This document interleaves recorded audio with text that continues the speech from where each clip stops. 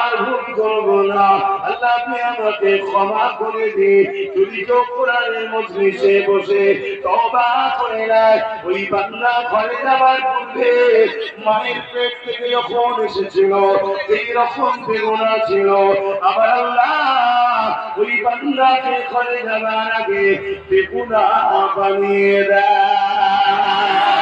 আরো করে বলুন সুবহানাল্লাহ।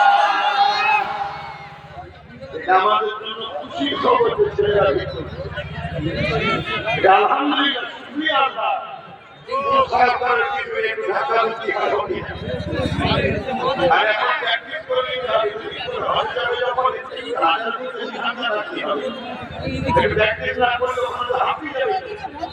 এখানে প্র্যাকটিস হয়ে থাকলে